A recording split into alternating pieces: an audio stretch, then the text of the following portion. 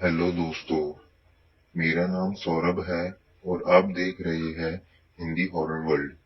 तो दोस्तों, आपने मेरा चैनल सब्सक्राइब नहीं किया तो सब्सक्राइब करें और बेल आइकन भी प्रेस करें। आज की स्टोरी में हम बात करने वाले हैं जिन के बारे में।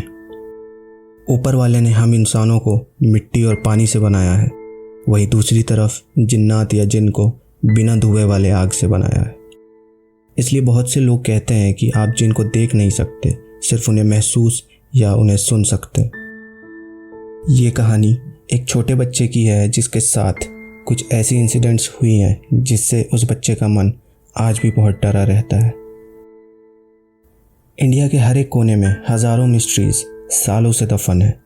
कुछ मिस्ट्रीज़ तो ऐसे हैं जो टाइम के साथ लोगों की नज़रों में आ जाते हैं, लेकिन वही कुछ मिस्ट्रीज़ ऐसे हैं जिन्हें आप महसूस तो कर सकते हैं पर अपनी आंखों से देख नहीं सकते। आज की कहानी भी एक ऐसी ही मिस्टीरियस वर्ल्ड से जुड़ी हुई है। ये कहानी आपको एक नए डर का एक्सपीरियंस कराएगी। पहले तो जब मैंने ये कहानी सुनी तो मुझे भी इस पर विश्वास करना थोड़ा मुश्किल सा हो रहा था, लेकिन जब मुझे कुछ बातों का पता चला तो यकीन हो गया कि ये एक सच्ची घटना है। इस इंसिडेंट के बारे में आगे उसी बच्चे के पिता की ज़ुबानी जानते हैं। अस्सलाम वालेकुम दोस्तों, मेरा नाम शाहिद है और मैं राजस्थान के जोधपुर के पास के ही एक गांव का रहने वाला हूँ। ये कहानी आज से करीबन 2 साल पहले मेरे बेटे के साथ हुई थी। इस इंसिडेंट को याद करके आज भी मैं और मेरा परिवार डर से कांपने लगते हैं। जब ये इंसिडेंट हमारे साथ हुई थी तब हमने एक बार तो अपने बेटे के ज़िंदा बचने की उम्मीद भी छोड़ दी थी। मैं और मेरा परिवार खुशी से अपना जीवन बिता रहे थे। मैं एक गवर्नमेंट एम्प्लॉय हूँ, इसलिए अपनी पूरी जानकारी आपको नहीं दे सकता। आज से करीबन 2 साल पहले मेरे अब्बू की मृत्यु दिल का दौरा पड़ने से हो गई थी। मेरे बेटे की उम्र उस समय करीबन 3 साल की थी और वो अपने दादा से बहुत लगाव रखता था। जब तक मेरे अब्बू जिंदा थे, मेरा बेटा दिन भर उन्हीं के साथ रहता था। मेरे अब्बू भी उससे बहुत प्यार करते थे। एक दिन रात में अचानक से अब्बू ने मुझे आवाज़ लगाई और जब मैंने उनके कमरे में जाकर देखा तो वो अपने सीने पर हाथ रखकर दर्द से ज़ोर ज़ोर से तड़प रहे थे। मैंने उन्हें जल्दी से ट्रीटमेंट के लिए हॉस्पिटल पहुंचाया। हॉस्पिटल में डॉक्टर ने उन्हें देखकर ही कह दिया कि उनकी मौत हो चुकी है। ये सदमा हम सब के लिए बर्दाश्त करना बहुत मुश्किल सा हो रहा था, लेकिन ऊपर वाले की इच्छा के आगे किसकी चलती है। मैंने यही मानकर अपने मन को दिलासा दिया कि उनकी इस धरती पर उम्र इतनी ही थी। वो इस दुनिया से अपने शरीर को ही तो छोड़ कर गए हैं, पर उनकी आत्मा तो अभी भी हमारे साथ ही होगी। मेरे परिवार का रो रो कर बुरा हाल था। मेरा बेटा फ़हीम भी बहुत मायूस सा हो गया था। उसे लग रहा था कि दादाजी अभी भी सो रहे हैं। थोड़ी देर में उठकर वो उसके साथ खेलने लग जाएंगे। उस मासूम को क्या पता था कि अब उसके दादाजी कभी भी उसके साथ नहीं खेल सकते। मैंने अपने रिश्तेदारों को हॉस्पिटल से फ़ोन करके इन्फॉर्म कर दिया कि अब अब्बू नहीं रहे, जिससे मेरे कुछ रिश्तेदार वही हॉस्पिटल में ही आ गए थे। हम हॉस्पिटल से अब्बू की डेड बॉडी घर लेकर आए और उनके जनाजे की तैयारी करने लगे। रिश्तेदारों के आने के बाद हम अब्बू के जनाजे को कब्रिस्तान की ओर लेकर जाने की तैयारी करने लगे। मेरे अब्बू कई बार मुझसे मजाक मजाक में कहा करते थे कि जब मैं इस दुनिया से रुखसत हो जाऊं तो मुझे मिट्टी देने के लिए मेरे पोते को भी कब्रिस्तान साथ में ज़रूर लेकर आना।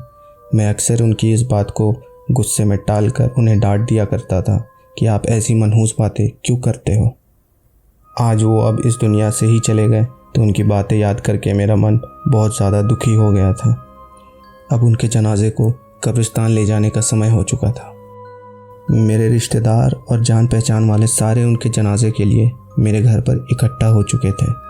मुझे फ़हीम को जनाजे में ले जाने के लिए सभी रिश्तेदारों और जनाजे के लिए आए हुए लोगों ने मना भी किया, लेकिन मेरा मन नहीं माना, क्योंकि अब्बू की आखिरी इच्छा यही थी कि फ़हीम भी उनके जनाजे में कब्रिस्तान में जाकर उनको मिट्टी दे, जिससे शायद उनकी आत्मा को शांति मिलेगी। मैं फ़हीम को अपने साथ में कब्रिस्तान लेकर गया। वो बहुत मासूम था उस टाइम। जब अब्बू को कब्र में दफनाया जा रहा था तब मेरा बेटा बहुत ज़ोर ज़ोर से रोने लगा कि दादाजी को खड्डे में क्यों दफना रहे हो। पर मैंने उसे समझाने की कोशिश की कि अब तुम्हारे दादाजी इस दुनिया में नहीं रहे। कब्रिस्तान से आते आते हमें अंधेरा हो चुका था। घर आकर बाकी की रस्में अदा करके मैं अकेले में जाकर बैठ गया और रोने लगा। बचपन से लेकर अब तक की सारी यादें मेरे दिमाग में एक फिल्म की तरह चलने लगी। उसी रात जब फ़हीम अपनी मम्मी के साथ सो रहा था तो रात को वो अजीब अजीब सी आवाज़ें निकालने लगा। उसकी मम्मी बहुत ज़्यादा डर गई और उसने मुझे आवाज़ लगाई।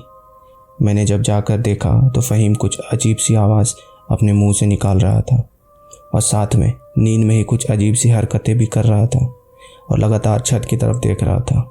मुझे लगा शायद ये अब्बू के जाने के कारण दुखी है, इसलिए ऐसी हरकतें कर रहा है। मैंने उसे प्यार से दोबारा सुला दिया।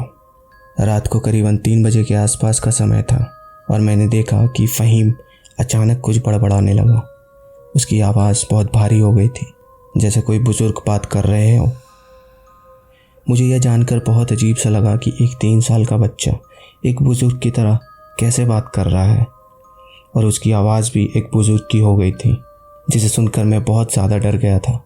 घर में आए हुए बाकी रिश्तेदारों को मैंने बुलाया और फ़हीम के अजीब व्यवहार के बारे में बताया। हमारे एक दूर के चाचा घर पर आए हुए थे, जिन्होंने फ़हीम को ऐसी अजीब हरकतें करते हुए देखा तो उन्होंने कहा कि इस पर किसी बुरी आत्मा का साया आ चुका है जो इस बच्चे को परेशान कर रहा है। उन्होंने कुछ आयतें पढ़कर उसे शांत करने की कोशिश की, लेकिन फ़हीम ने उन्हें ज़ोर से थप्पड़ मारा कि वो दूर जाकर बेहोश होकर गिर गए। अब मेरे घर पर मौजूद सभी लोग इस बात से बहुत ज़्यादा चिंतित हो गए थे कि एक 3 साल के बच्चे में इतनी ताकत कहाँ से आ गई कि वो एक 55 साल के बुज़ुर्ग को एक थप्पड़ में ही बेहोश कर दे। अब मामला मुझे भी कुछ पेचीदा सा लगने लगा था। मैंने उसे नींद की गोली का एक टुकड़ा देकर सुला दिया और सुबह होने का इंतज़ार करने लगा। सुबह होते ही मैं पास ही के मस्जिद में जाकर मौलवी जी को हमारे घर पर ले आया। मौलवी जी ने भी जब फ़हीम से बात करने की कोशिश की तो उनका भी फ़हीम ने वही हाल किया जो रात को चाचा जी का किया था। सभी घर वालों के ये बात समझ से बाहर हो चुकी थी कि आखिर फ़हीम के साथ हुआ क्या।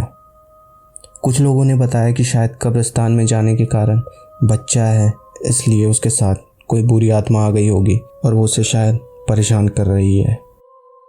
दोस्तों, आपको क्या लगता है फ़हीम के साथ क्या हुआ था? अपनी राय हमें कमेंट सेक्शन में ज़रूर बताएं।